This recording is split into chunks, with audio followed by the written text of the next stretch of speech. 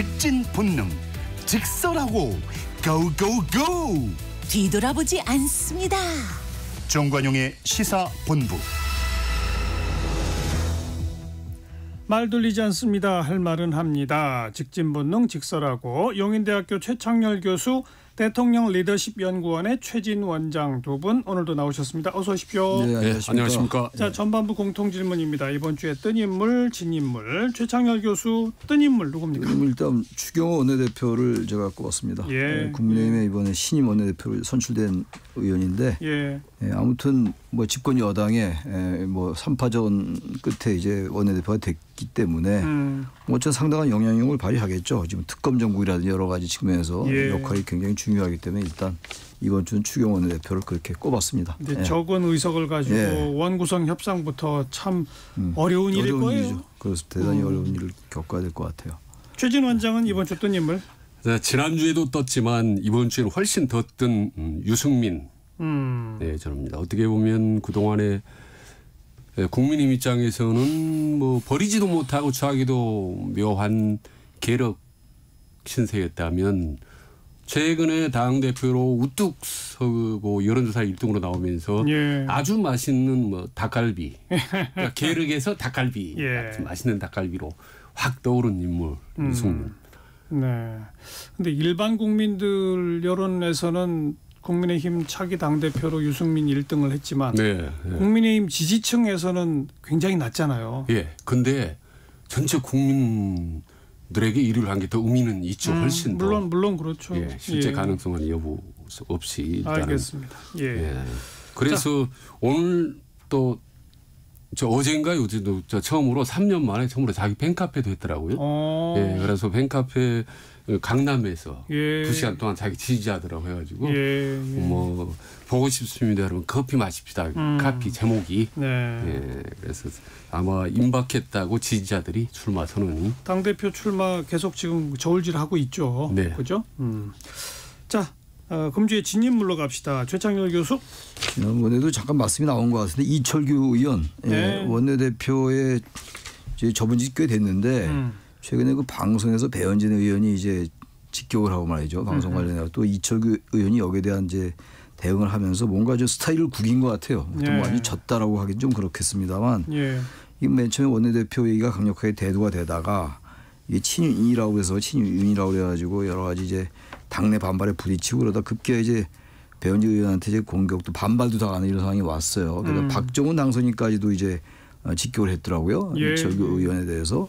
그래서 아무튼 이 원내대표 출마에 관련돼서 원내대표에 나가지도 못하면서 괜히 이런저런 부선수를 말린 것 같아서 좀 스타일을 구겼다는 측면에서 그냥 지었다 이렇게 제가 꼽았습니다. 우리 뭐 청취자분들 가운데 이게 무슨 얘기지 잘 모르실 분들을 위해서 제가 간략히만 정리하면 이철규 의원이 방송 인터뷰에서 누가 나보고 원내대표 나가라고 하더니 정작 반대하더라. 그러니까 진행자가 배현진 의원이에요? 라고 물으니까 답변을 안 했다는 거예요. 답변을 아니라고 얘기했으면 되는 거였는데. 그런데 그랬더니 이제 배현진 의원이 아니 그거에 왜 답변을 안 해서 내가 그런 것처럼 오해하게 만드느냐라는 식으로 공격한 거 아니겠습니까? 그랬더니 이제 다른 초선 당선인이다라고 했더니 그게 이제 박정훈 당선인인 거예요. 그런데 박정훈 당선인의 또 설명을 들어보면 그건 3월 달에 국민의힘 지도가 상당히 높고 총선에서 이렇게 참패할지 모르는 그런 상황에서 원내대표 한번 하셔야 되는 거 아니냐는 식으로 말했을 뿐이다. 근데 그걸 마치 총선 참패한 후에도 하라고 한 것처럼 이렇게 하면 또 안 된다. 여기까지입니다. 자, 최진 원장은 금주의 진인물. 저는 이제 이준석 격신당원을 꼽았습니다. 왜 졌어요? 왜냐하면 많은 말을 쏟아냈지만은 오히려 그게 좀 점수를 잃게 하는 게 아닌가. 예를 들면 윤석열 대통령 기자회견이 뭐 7, 80점이다. 라고 평소에 아주 비판적이거나 달리 7, 80점 아주 높은 점수를 주더니 또 윤 대통령이 살려면은 총리를 홍준표를 경호해라, 발탁해라. 계속 주장을 또 하더니 또 갑자기 어제 오늘 사회는 또 한동훈을 향해서 또 뭐 꾸러기다라고 아주 비판을 하거든요. 그래서 이게 종편에 출마한 것도 출연한 것도 아니고 이렇게 너무 여러 후보에 대해서 이렇게 막 일관성이 없이 얘기하면은 그 좀 본인 리더십의 단점인 어떤 불안정성 이런 그런 걸 갖게 되지 않을까. 그래서 나는 앞으로 이준석 의원이 좀 더 큰 정치인이 되려면은 좀 안정감, 일관성. 말을 좀 줄여라. 예. 네, 그렇게 해야 되는데 이번 주 지난주 보니까 너무 말들이 이렇게 왔다 갔다 하고 과거처럼 되돌아간 것 같아서 예. 오히려 좀 점수를 잃지 않았나라는 점에서 저는 좀 진 인물로 꼽아봤습니다. 방금 언급이 있었습니다만 대통령 기자회견 평가 안 할 수 없습니다. 네. 두 분은 어떻게 보셨어요? 저는 예상대로 저는 뭐 기대하지 않았던 그대로였던 것 같아요. 역시 특히 최상병 특검에 대해서는 저는 좀 전향적인 입장을 좀 내야 된다고 봤는데 그러지 않았고 향후 여야 관계는 물론이고 22대 국회에 상당한 파란이 예상되겠구나 그렇게 느꼈고 아무튼 간에 무슨 국정기조의 변화라든지 전환이라 이런 것들을 전혀 느끼기가 어려웠어요. 저는 개인적으로.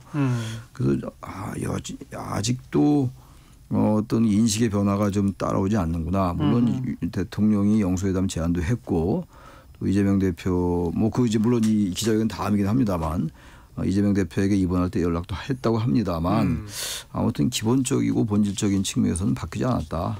특검에 관련된 것도 그렇고 다른 정부 인식도 그렇고 말이죠. 특히 정치 공세다, 정치 행위다 이렇게 직격을 했단 말이에요. 야당에 대해서 특검에 관련돼서 그런 부분들이 상당히 기대에 좀 바뀌었다. 저는 이렇게 생각해서 이게 뭐 윤 대통령에게는 그리고 특히 여권에게는 큰 도움이 안 됐던 기자회견이 아니었는가 이렇게 저는 총평을 하고 싶습니다. 최준 원장은.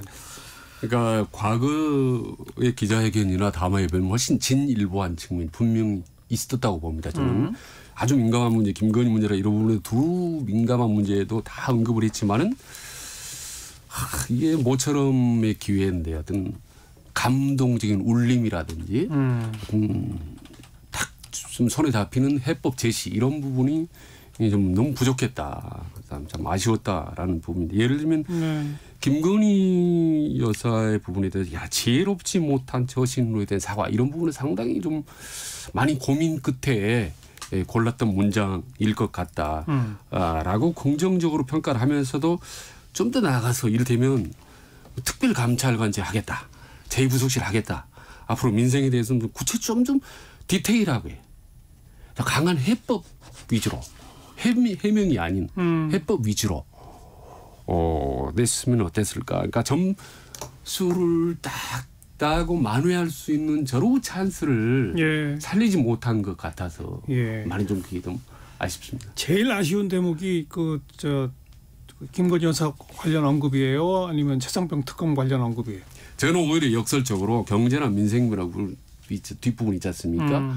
이런 부분에 대해서 좀 더 적극적이고 구체적이고 강력한 민생 프로젝트를 제시를 했으면 나한테는 앞에 정치 부분은요 솔직히 한계가 있습니다. 저출생 위기 대처부 기획부 이런 거는 어떻게 보세요? 그런 정도 가지고는 전혀 약하다? 와닿지 않죠. 최 교수는 제일 아쉬운 대목이 어느 대목이라고요? 최상병?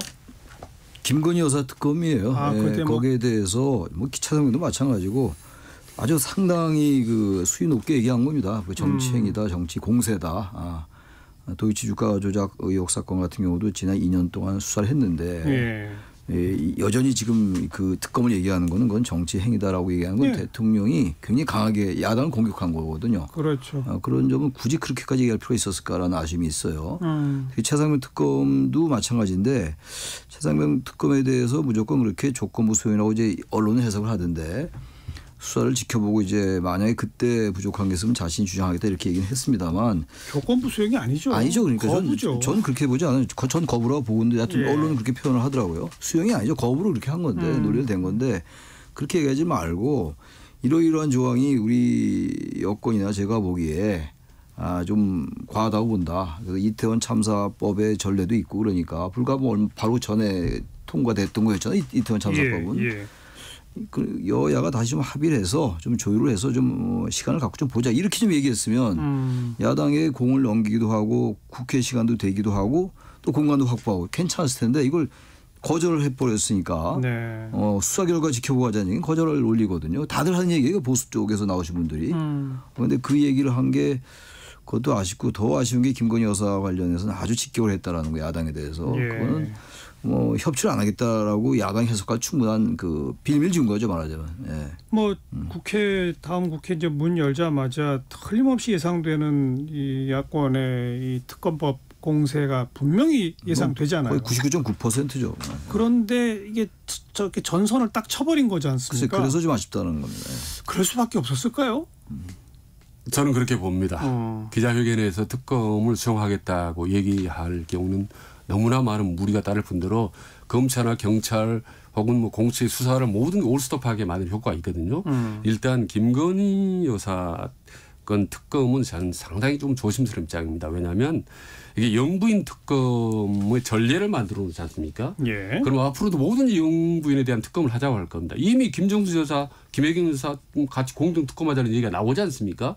그래서 이 점은 대단히 조심해야 될 부분이다. 다만 그리고 사실 이 사안이 크지는 않습니다. 사실 300만 원짜리 명품백인데 근데 다만 이게 이제 국민 정서가 너무 지금 시간이 끌면서 많이 이 눈덩이처럼 쌓였기 때문에 명품백도 있지만 도이치모터스 주가 조작도 특검에 포함됩니다. 어쨌든 그건 이제 종합 검증할 경우는 도이치모터스 요거는 이제 좀 별개의 문제죠. 일단 디올백 문제만 하면 특검을 할 만큼 사안은 아니라고 보고 맘만 먹으면 얼마든지 이 부분은 처리할 수도 있다고 보고 그다음에 이제 재상품 문제도 그랬습니다. 사실 어떻게 보면 정말 쉬운 문제인데 당시 진상 규명, 책임자 처벌 하면 특검 얘기까지도 나오지 않을 부분입니다. 이게 근데 지금까지 특검 얘기까지 나오는데. 여전히 저는 이 문제는 대통령이 맘만 먹으면 아주 쉽게 단기간에 처리할 수 있다고 봅니다. 그래서 지금 오늘이 지금 5월 중순인데 지금 앞으로 22대 국회가 열리려면 한 보름 남았지 않습니까?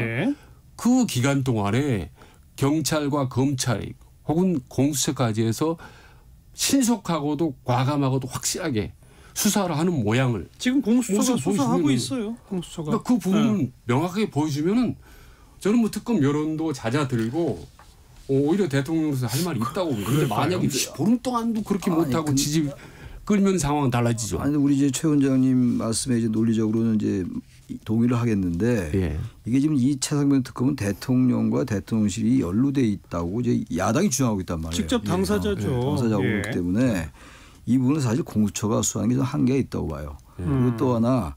그동안 공수처가 수사가 대단히 미진했어요. 게다가 공수처의 지도부도 아직 결정이 안 돼 있고 게다가 이 검찰의 기소권이 있다고요. 공수처에게 기소권이 없습니다. 잘 아시겠습니다만 검사나 법관이나 경무관 이상의 경찰에게만 기소권이 있어요. 공수처는.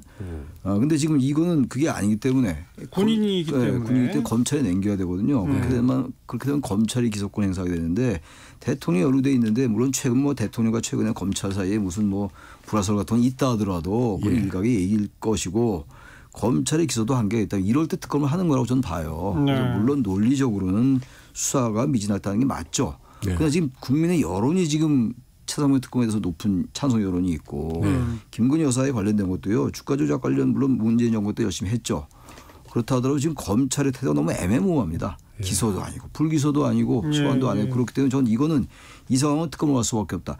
이런 상황에서 이렇게 특검을 하게 되면 전직 대통령 모두 아니 앞으로도 모든 대통령의 이른바 영부인의 특검을 하게 된다. 이 논리 너무 비약 아니냐. 제가 볼 때 그래서 특검 쪽이 맞다. 그리고 지금 이 여권이 가지고 있는 무기가 국민 여론밖에 없어요. 그런데 지금 여기에 대해서 계속 이제 국민 여론과 일반적인 여론과 거꾸로 나가면 어떻게 뭘 무기로 싸웁니까 야당에 대해서. 저는 그래서 지금 최 원장 말씀에 논리적으로 동의합니다만 저는 근데 과연 그 과거에 중요한 사건 치고 대통령 연루설이 나오지 않은 경우가 있었습니까? 울산 선거에서 문재인 정부 대통령 연루설 나왔지만 특검했습니까? 그다음에 탈루 원전 때도 마찬가지였고 항상 중요한 사건이 터지면 대통령 연루설이 나왔었고 또 여기에 관련된 잘못하면 탄핵까지도 갈 수 있다는 정치적인 어떻게 보면 공격은 항상 있었습니다. 그리고 제가 탄핵에 신중한 건 뭐냐면 저도 이제 DJ 정부 청와대에 있으면서 올로비 특검 그다음에 뭐 이명박 정부의 여러 가지 특검들 겪어봤지만은요. 한 1년 짧게는 1년 정도는 청와대에 올스톱합니다. 관련 부서가 아니더라도 저는 뭐 정책 파트에 있으면 모든 부서 공보까지 해서 거의 국정 마비된다고 보면 됩니다. 그런데 그 특검이 하나가 아니고 둘, 셋 한다? 동시에 진행한다? 그러면요. 정말 이건 완전히 모든 게 정책으로 하고 국민 민생이나 정책이나 이런 부분은 완전히 뒤집어집니다. 그래서 저는 한마디 더 드리면 얼마든지 검찰과 경찰이나 공수처에서 작심하면은 할 수 있는 경우는 특검은 가능 안 하도록 해야 된다라는 네. 말씀드리고 그리고 대체로 우리 최창열 교수와 최진 원장이 의견 일치를 보는 경우가 많은데 이 두 특검에 대해서는 두 분이 아주 확연히 다른 그 견해를 보이고 계셔서. 하나 결론 드리면 그래서 대통령 윤석열 대통령이나 정부나 국민힘이 뭉개지 않습니까? 특검을 해야 되는데도 검찰 수사도 두리뭉실하게 넘어가고 그러면 그 모든 책임은 져서 총선 때 패배했고 또 잘못하면 지지율 자칫하면 20% 초반 혹은 10% 떨어지는 거고 지방선거도 깨지는 거고 대선 때 질 수 있는 것도 모든 부담은 대통령은 매일 지게 돼 있습니다. 네. 근데 굳이 이렇게까지 전방위로 특검을 할 필요가 있겠느냐라는 게 제 주장입니다. 그 기자회견에 대해서 뭐 아쉬운 대목 등등 이제 뭐 주로 이 가장 정치적 쟁점이 되는 특검 얘기들이 많이 오고 하는데 그렇죠. 저는 개인적으로 많은 분들이 지적을 좀 안 하고 있습니다만은 국민연금 개혁을 다음 국회에서 하자는 식으로 넘긴 게 저는 제일 좀 아쉽고 좀 문제가 있다고 생각하는 게 지금 공론화 조사까지 거친 이후에 국회 연금개혁특위에서 여당과 야당의 의견이 매우 좁혀졌거든요. 그렇죠. 네. 내는 돈을 13%까지 올리자에 양당이 다 동의했습니다. 동의했고. 소득 대체율을 국민의힘은 43%까지만 민주당은 45%까지 이렇게 2% 차이로 올라갔어요. 좁혀졌어요. 게다가 국민의힘이 그러면 43과 45의 중간인 44로 하자 정도까지 네. 의견이 갔는데 그럼 이번 국회 안에서 처리할 수 있거든요.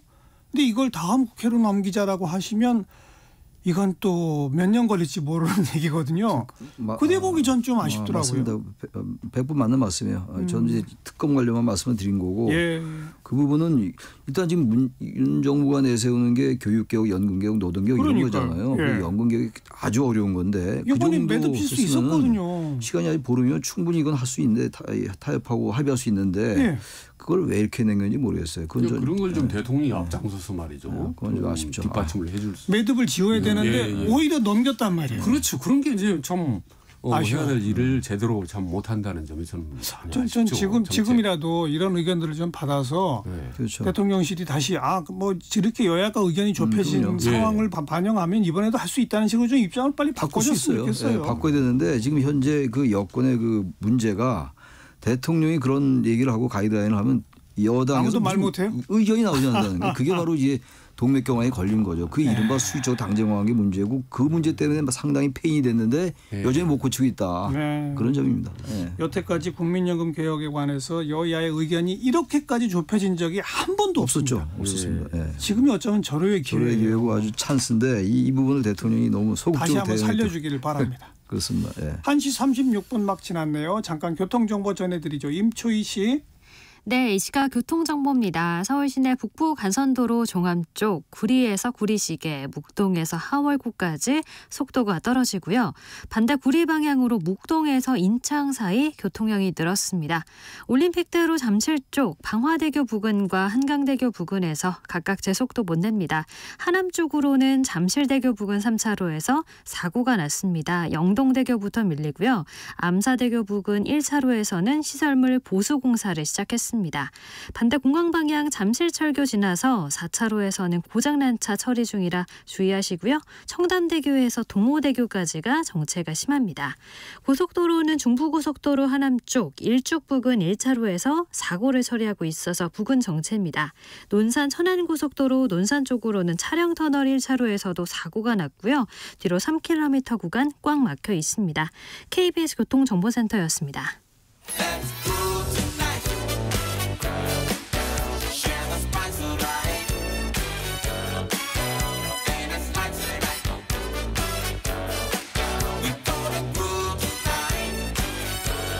국민 MC 정관용.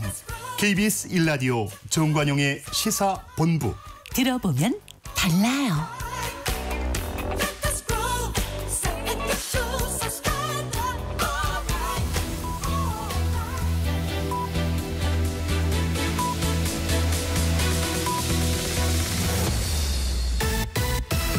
직진 본능, 직설하고 고고고. 뒤돌아보지 않습니다. 정관용의 시사본부. 매주 일요일 2부 직진본능 직설하고 용인대학교 최창열 교수, 대통령 리더십 연구원의 최진 원장 두 분과 함께하고 있습니다. 후반부 공통질문입니다. 이번 주에 가장 핫했던 한마디, 누구의 입에서 나온 어떤 말? 최창열 교수. 저는 그 박찬대 더불어민주당 원내대표죠. 신임 원내대표가 한 말인데요. 라디오 방송에서 한 말인데 어떤 분들은 탄핵 얘기도 많이 하는데 탄핵은 정치인들이 국회에서 하는 것 같지만 사실은 주권자인 국민이 판단하고 명령하는 것이다.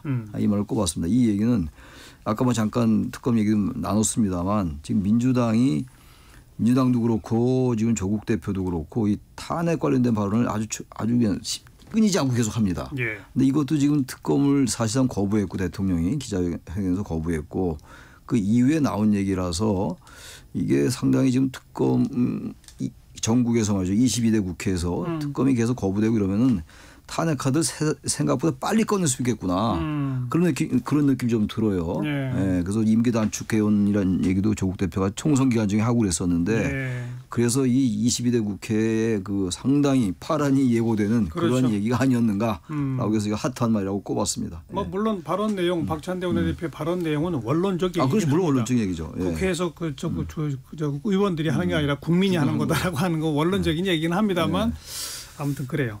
자. 금주의 한마디 최진 원장은? 저도 민주당의 정청래 의원 말인데요.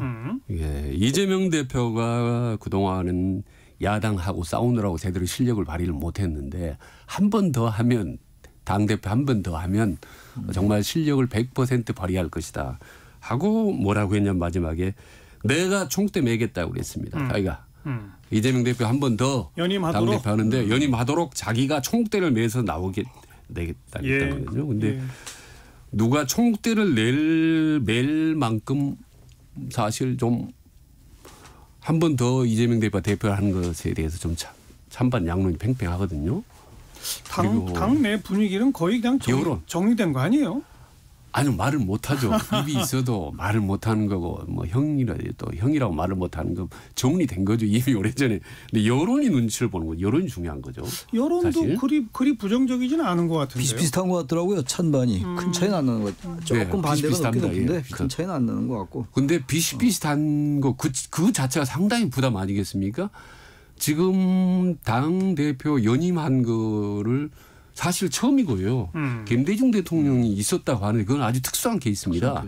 그때 당 대표를 하다가 대통령이 되니까 그때 이제 자동적으로 한 번 더 연임한 경우인데 그 헌정일이 어떻게 보면 처음으로 연임을 할 경우에 과연 이게 이재명 대표가 대권으로 가는데 과연 도움이 되는지 안 되는지 이 부분을 고민을 할 텐데 아마 보건대 한 번 더 연임하는 걸로 정리를 하면서 그 수순을 밟고 있는 거죠. 이재명 대표가 뭐 이렇게 여론 의식 안 할 겁니다. 지난 총선 과정에서도 공천 뭐 여론을 의식했나요? 자기가 갈 길로 갈 겁니다. 아마. 제가 볼 때 그렇게 생각합니다. 예. 이미 그러니까 민주당의 차기 당권에 대해서는 국민들이 별로 관심이 없어요. 여태 이재명이 많다 이렇습니다. 그러나 국민의힘 차기 당권은 점점 관심도가 지금 높아져가고 있습니다. 다시 또 두 분한테 묻지 않을 수가 없는 게 한동훈 나올까요? 저는 나오는 쪽으로 자꾸 가고 있는 것 같지 않아요? 처음에는 안 나온다고 제가 말씀드리고 안 나올 것 같다라고 그랬는데 나올 것 같습니다. 요즘 그러니까요. 분위기 이렇게 가니까 제가 혼자 계속 안 나올 것 같다고 얘기할 도리가 없어요. 제가 볼 때는 나올 것 같아요. 점점 분위기 자체가 그렇고 여론도 국민의힘 지지하는 사람들에서 높고 말이죠. 그래서 본인이 특히 이제 이 한동훈 위원장 주변에 포진하고 있는 사람들이 상황이 이러이러한데 나가야 된다. 당신 안 나가면 잊혀진다. 이러면서 계속 그 얘기를 할 거고 한 위원장이 아마 그쪽 그런 얘기에 기울어질 가능성이 높다고 저는 봅니다. 그러니까 한동훈 주변에 있는 사람 얘기는 이제 당초 생각이 없었지만 나오지 않을 수 없게 분위기를 만들어준다라고 얘기를 하면서 홍준표 의원을 대표로 꼽았지 않습니까? 홍준표 의원이 계속 공격한 게 오히려 키워준 거다. 때리면서 한동훈을 키워준 거다라고 하는데 저는 오히려 홍준표보다 더 방송에서 언론이 훨씬 키워주는 것 같아요. 제가 어제 이렇게 좀 시간이 이렇게 좀 돌려봤으면 리모컨을 돌려봤더니 전부 한동훈인데 세상에 무슨 책 보는 거를 집중적으로 방송하는 건 그래도 뭐 그러려니 합니다만은 이어폰 색깔이 분홍색이고. 원래 우리 방송이 그렇습니다. 방송의 속성이 그래서. 아니 또 신발이 총선 때 신었던 신발이 시시콜콜까지 중계를 생중계 해준다는 건 뭐냐면 그만큼 어떻게 보면 한동훈이라는 인물 자체가 사실 대중 스타가 돼 있다는 겁니다. 예. 그럼 한동훈 본인이 입장에서 이렇게까지 내가 대중 스타인데 그리고 이런 사람은 1, 2위가 나오는데 자기 대권 주자. 가만히 있고 오히려 물러서는 게 이상한 거 아니겠습니까? 근데 저는 그래서 출마하는 수순을 밟고 있다고 보는 거고요. 당대표로. 이미. 이미 출마는 수순을 밟고 있다고 보는 거. 왜냐하면 시간도 여유가 생겼어요. 6월인 줄 알았더니 7월이에요. 근데 7월인 줄 알았더니 잘하면 8월일 것 같기 때문에 훨씬 명분을 축적할 수 있는 게 생겼고. 근데 저는 출마하느냐 안 중요한 것보다 더 중요한 게 지난번 이 시간에 말씀드렸다시피 밖으로 분명히 공개 활동을 할 거거든요. 이미 했지만 그럴 때 첫 마디가 친윤이냐 반윤이냐의 메시지를 던질 경우. 그러니까요. 이 파장은 어마어마하게 컸다는 겁니다. 당대표로 나갈 때도 친윤 후보로 나가느냐 반윤 후보에 따라서 저는 국민의힘은 물론이고 저는 윤석열 대통령의 후반기 국정운영의 어떤 기조에 결정적인 영향을 미친다고 봅니다. 전 그래서 이 지금 한동훈 대표가 안 나왔으면 좋겠다는 얘기가 바로 그런 의미예요. 나올 것 같긴 한데 그걸 어떻게 지금 친윤으로 가면 안 될 것 같고 한동훈 전 위원장은 친윤으로 가면 전 별로 존재 가치가 별로 없어요. 그럼 이제 반윤으로 가야 되는데 아주 단순화시켜서. 근데 지금 어떻게 반윤으로 합니까? 대통령 임기가 3년 남았는데 그러니까요. 그게 너무 부담스러워요. 애매하게 하지 않을까요? 애매하기 때문에 애매하게 그냥 하지 않을까요? 애매하게 하면 의미가 없죠. 그럼 이렇게 되는 겁니까? 시간 좀 두고선 좀 그래서 최창렬 교수님께서는 나오지 않고 윤석열 대통령을 위해서는 한동훈이 안 나왔으면 더 좋겠다라는 논리로 해석이 됩니까? 그런 얘기가 아니라 여권이 한동훈 전 위원장이 살기 위해서는 지금 한동훈은 자기 입장 생각하겠죠. 무슨 윤 대통령 생각하겠어요. 그러니까 한동훈이 출마할 거냐 안 할 거냐는 지금 한동훈 위원장 입장에서 어떻게 볼 거냐를 우리가 보는 것이기 때문에 그렇게 보면 한동훈 전 위원장은 대통령과의 각을 세우기도 그렇고 안 세우는 것도 애매하고 각을 세우는 게 너무 부담스럽고 3년 남은 대통령인데 게다가 권력이라는 게 말이죠. 누구를 세우지 못하지만 칠 수 있어요. 지금 어차피 윤 대통령과 한동훈 위원장은 저는 복원하기 어렵다고 보거든요. 그럼 이런 상황에서 굳이 왜 나오냐고. 게다가 야당은 지금 압도적으로 지금 특검 이 화력을 준비하고 있는데 그게 만만치 않거든요. 굳이 이 소나기를 왜 막고 가려 하냐고요. 저는 이럴 때 참고 기회가 분명히 온다고요. 뭐 2년 있다가 너무 길다고 그러지만 지금은 왜 깁니까? 금방 그 부분을 이렇게 말씀드립니다. 저 개인 의견입니다. 이거. 윤 대통령 입장에서는 한동훈이 나오지 않았으면 좋겠고 한동훈 입장에서는 어떻게 해서든 나가고 싶은 이런 상태인데 이 상황을 인위적으로 뭔가를 만들려고 한다. 이를테면 혹시 친윤이라든지 유력관 쪽에 있는 사람들이 억지로 주저앉히려고 한다든지 윤심이 작동되는 순간 그러면 오히려 더 나갈 가능성이 있고 상황이 아주 꼬이기 때문에 그냥 한동훈의 자기에 맡겨버리는 게 나은 최선이 이렇게 될 수 있어요. 만약에 그렇게 이제 당의 친윤이 주저앉히려 한다면 말이죠. 한동훈 위원장은 이 당권 도전에서 승리할 가능성이 대단히 높아져요. 그렇죠. 그러면 엄청 높아질 겁니다. 근데 이미 안티 발언들이 막 쏟아지고 있지 않습니까? 근데 이런 거는 오히려 한동훈에게 벌써 득기로 기회를 주는 거죠. 그냥 가만히 놔두는 게 최고인 거죠. 그러니까 당권의 도전에서 승리할 가능성은 높은데 제 얘기는 승리할 가능성이 낮다는 게 아니에요. 그 이후에 과연 이게 한동훈 전 위원장에게 도움이 되느냐 안 되느냐를 생각해 보는 거죠. 아니 당장 이제 그 새 국회 문을 열다고 해서 6월 1일부터 국회가 일을 하기 시작하진 못해요. 그럼요. 원구성 협상부터 하다 보면 시간 좀 걸립니다. 한 달, 조금 지나면 그 사이에 전당대회 끝날 텐데 예를 들어서 그럼 문 열고 당장 야권에서 최상병 특검, 김건희 특검법 막 내면 하겠죠. 한동훈 만약 대표가 됐어요. 거기서 어떤 입장을 취해야 합니까? 그게 대단히 애매해요. 그게 쉽지 않다고요. 아니 저는 그게 크게 애매하지 않다고 보는 게 왜냐하면 지금 윤석열 대통령 너무 최악의 상황이기 때문에 윤석열 대 최악의 상황에는 윤석열 대도 억지로 무리하게 세우려고 하고 윤석열 대통령 중심의 당 운영을 하려면요. 하려고 하면 한없이 늪에 빠져버립니다. 이런 상태는 국민들 위주로 갈 수밖에 없어요. 그러니까 그럼 반대한다. 제 말이 그러면 한동훈 대표가 됐어요. 그 특검법이 나왔어요. 그럼 특검법 찬성합니까? 아니 그걸 절충을 해야 되는 거죠. 이게 절충이 되나요? 어디까지 절충을 하고 글쎄 그게 받아들이는 거고 해야 되는 거. 그럼 반대로 여쭤볼게요. 그러면 완전 친윤이 돼서 그럼 절대로 안 된다. 특검 안 되고 절대로 안 된다. 방어하고 오직 윤석열 대통령 방어만 최선이다라는 페이스로 당 대표가 나갈 경우에 그게 윤석열 대통령 도움이 될까요? 그거는 완전히 지금 여기 이 얘기에서 배제돼 있는 얘기고 그건 아예 얘기가 안 되는 거고. 그리고 한동훈은 속도만을 망하는 거죠. 특검 다 받아들이겠다. 아니 무조건 특검 반대한다면 안 되는 거고. 우리는 그 얘기는 아니고 어차피 한동훈 위원장은 특검에 대해서 좀 이렇게 거부의 입장을 표명할 거예요. 근데 그 부분이 애매할 것이고 윤 대통령의 갈등은 더 심화될 것이고. 그 심화될 뿐 아니라 그쯤 되면 대통령 탈당하는 얘기죠. 나와요. 그러면요. 그러니까 한동훈이 그거를 피해나기 쉽지 않을 겁니다. 아마. 한동훈이 당대표가 돼서 특검을 받을 거라고 막 이렇게 갈 경우도 그건 오해인데 왜냐하면은 그렇게 될 경우는 어떻게 보면 당원들로부터 완전히 따돌림 당하기 때문에 그래서 애매하다 그런 한동훈 입장에서는 조율을 할 수밖에 없어요. 주파수를 맞추고. 그런데 오히려 일방적으로 친윤 당권 주자가 당 대표가 돼서 오로지 처음부터 끝까지 윤석열 대통령만 방어하려고 호위무사 역할을 하면 그 자체가 엄청나게 요번에 그런 사람은 도움이 안 된다는 거죠. 단언컨대 그런 사람은 대표 못 됩니다. 네. 지금 최 원장께서 얘기하는 그런 사람은 대표 될 수가 없는 구조예요. 당구도. 그건 별 선택의 여지가 없는. 아니 왜 제가 그 대표를 드냐면 한동훈이 혹시 반으로 가면 그거는 윤석열 대통령이 크게 손해가 오지 않느냐 위험하지 않느냐라는 질문이기 때문에 이제 그런 답변을 드린 거고 저도 그 부분에 말씀하신 부분에 상당 부분 동의합니다. 또 그렇게 대해서는 윤석열 대통령이 오히려 더 손해라고 보는 거죠.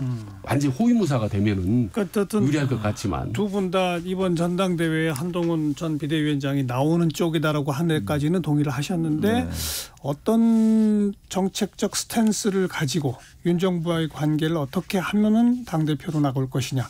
이 대목은 아직 안 풀린 것 같아요. 한마디만 딱 더 하세요. 부디 윤석열 대통령을 위해서 아주 총정에 의지해서 한동훈 같은 큰 자산을 배제하지 말고 활용을 하는 방법을 찾으라는 겁니다. 지난번 이 시간에 말씀드리지 않았습니까? 근데 자꾸 모든 기류는 지금 배제하는 기류로 가고 있지 않습니까? 그렇지 않습니까? 맞는 말씀이에요. 그 얘기는 다 하더라고요. 저 방송 나가는 그 상대 패널들은 거의 다 그 얘기를 하는데 윤 대통령이 왜 전화 안 거냐 이런 얘기하는데 전화 거는 건 윤 대통령 마음이고 제가 볼 때는 복원되기 어려워요. 객관적으로 좀 예측하는 거예요. 복원되는 게 나쁘다는 얘기가 아니에요. 자꾸만 전화해라 만나라 그게 지금 쉽지 않다고요. 보세요. 지금 선거기간 중에 몇 번의 갈등을 겪었고 예민한 문제에서 좀 충돌하고 있다고 느껴지고 말이죠. 게다가 5천여 돈을 거절했어요. 여러 가지 상 그리고 그 이후에 지금 한동훈 위원장이 계속 당시에 만나고 있다고요.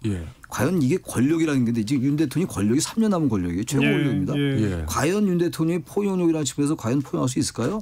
나는 어렵다고 봅니다. 아니 지금 예측의 영역이긴 합니다만 저 쉽지 않을 것 같아요. 그 부분 상당 부분 동의를 하면서 자꾸만 무슨 포용해라 이런 말이 별로 의미가 없고 공허하다는 말씀 드리는 거예요 제가. 그런데 지금 여론조사를 해보니까 다음권 주자로 보면 지금 유승민이 1위 지금 한동훈 1위가 나온단 말입니다. 압도적으로 그것도 표차로 3위와 큰 표차로.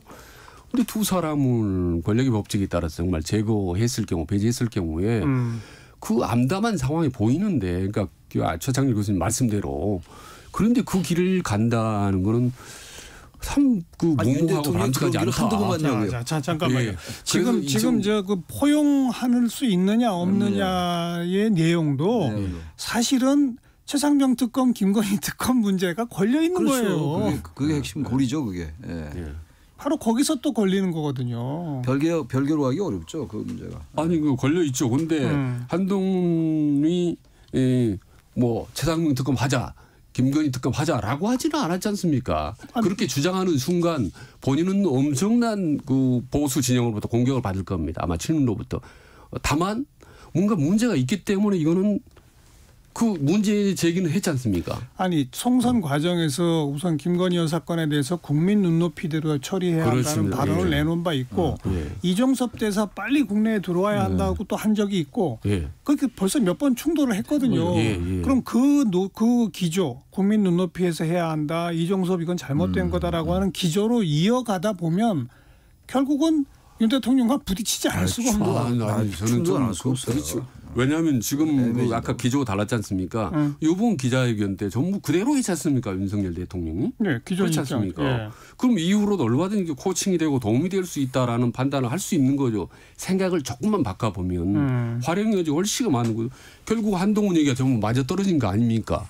다 그대로 했잖아요. 근데 윤 대통령의 그동안 쭉 정치 행태로 밀어볼 때 그게 쉽지 않을 거라고 예측하는 거예요, 그냥.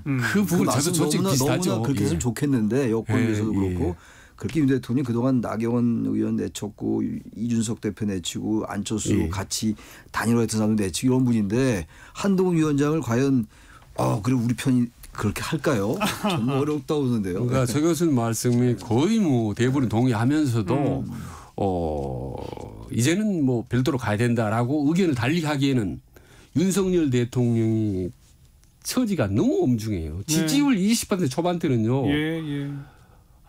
이건 상상을 초월합니다. 엄중하죠. 그래서 윤 대통령이 바뀌어야 되는데 이번에 기자회견을 보니까 안 바뀐 걸로 봐서 더욱 안 바뀔 것 같다고 제가 자꾸 예측하는 거예요. 그렇게 돼야 된다는 얘기가 아니라. 예. 과거에 비해서는 그래도 많이 달라졌는데 많이 달라졌죠. 어떻게 뭐 사후가 얘기하고 뭐 그 정도면 많이 달라진데 많이 부족한 거죠. 더 변화라고 아주 저는 어떻게 보면 우리 차장님 요즘 좀 포기 비슷하게 제 예측이 틀렸으면 좋겠습니다. 없다라고 하는 아무튼 그 저는 아직까지 애정을 갖고 있는 거죠. 기자회견 평가부터 이 한동훈 카드 그 차기 당 대표와 대통령의 관계 이게 다 하나로 묶여 있습니다. 네, 그렇죠. 어떻게 이제 고리를 풀어가게 될지 조금 더 지켜보도록 할게요. 직진분능 직설하고 오늘 여기까지입니다. 용인대학교 최창렬 교수, 대통령 리더십 연구원 최진 원장 두 분 수고하셨습니다. 예, 수고하셨습니다. 예, 감사합니다. 네, 랜디 반 워머의 Just When I Need You Most 함께 듣고요. 저는 다음 주말 뵙죠. 안녕히 계세요.